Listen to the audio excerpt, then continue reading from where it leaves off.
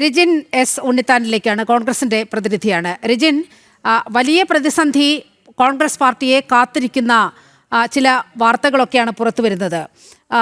നേരത്തെ തയ്യാറാക്കിയ സ്ഥാനാർത്ഥി ലിസ്റ്റിൽ ഒരു മാറ്റവും വേണ്ട എന്ന് തീരുമാനം വരാൻ പോകുന്നു. അല്പസമയത്തിനകം കെ സുധാകരൻ നിലപാട് പറയുമെന്ന വാർത്ത വരുന്നു. യഥാർത്ഥത്തിൽ ഇത്തരത്തിലൊരവസ്ഥ സംജാതമാക്കിയത് പാർട്ടിയിലെ ചില അധികാര മോഹങ്ങളാണ് എന്നുള്ള കാര്യത്തിൽ ഒരു തർക്കവുമില്ല.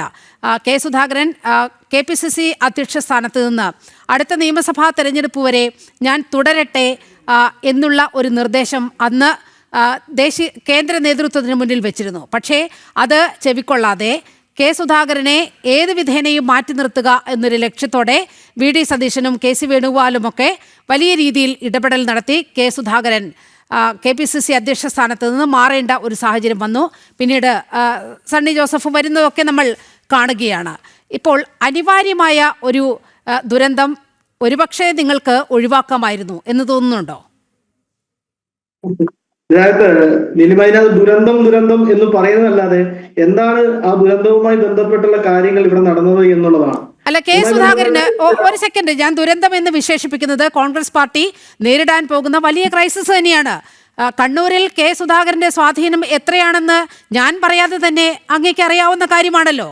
10-14 സീറ്റുകളിൽ കെ സുധാകരൻ മത്സരിക്കാൻ അനുയായികളും കൂടി മത്സരിക്കാൻ പോകുന്നു എന്ന് വരുമ്പോൾ തന്നെ കണ്ണൂരിന്റെ ഒരു ചിത്രം തന്നെ മാറുകയല്ലേ?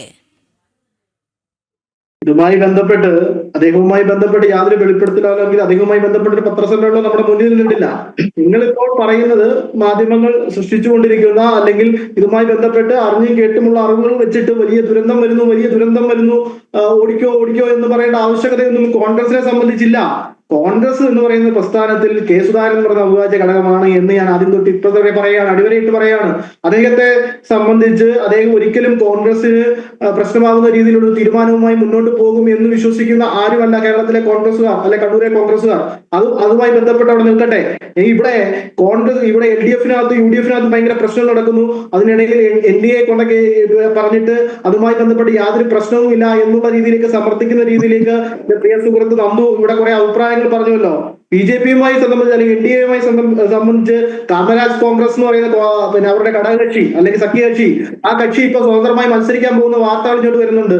അത് ഈ കേരളത്തിലെ സമൂഹമൊന്നും ചർച്ച ചെയ്യുന്നില്ല എന്നുള്ളതാണ് അതിന് പ്രധാനപ്പെട്ട കാര്യം. ആറന്മുളയിൽ പ്രശ്നം നടന്നുകൊണ്ടിരിക്കുകയായിരുന്നു. ഇപ്പൊ ശാന്തമായോ ഇല്ലെന്ന് അറിയത്തില്ല.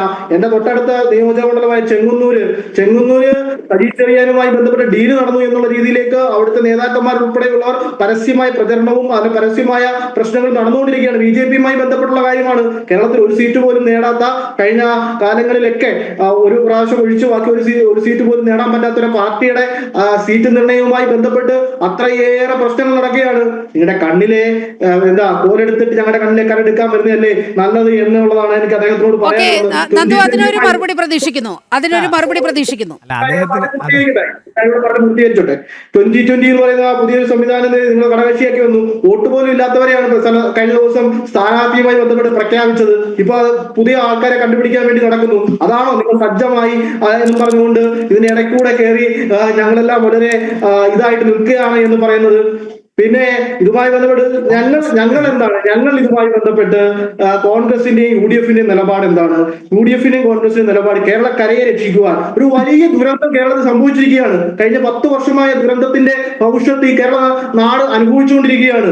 ആ ദുരന്തത്തെ ഒന്ന് ഒഴിവാക്കുവാൻ ഉള്ള ശ്രമത്തിന്റെ ഭാഗമായിട്ടാണ് കോൺഗ്രസുമായി ബന്ധപ്പെട്ട് ഈ തെരഞ്ഞെടുപ്പിനെ നേരിടുന്നത്.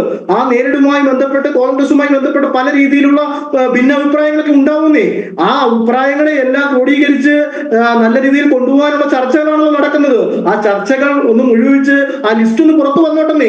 ആ പുറത്തു വന്നതുമായി ഉണ്ടാവുന്ന അഭിപ്രായങ്ങളുമായി ബന്ധപ്പെട്ടുള്ള പ്രതികരണങ്ങൾ ആവാമല്ലോ. ഇത് ഇവിടെ ഈ ചർച്ച പൂർത്തിയാകുന്നതിന് മുൻപേ തന്നെ ഒരുപക്ഷെ ആ ലിസ്റ്റ് പുറത്തു വരാനുള്ള സാധ്യതയുണ്ട്.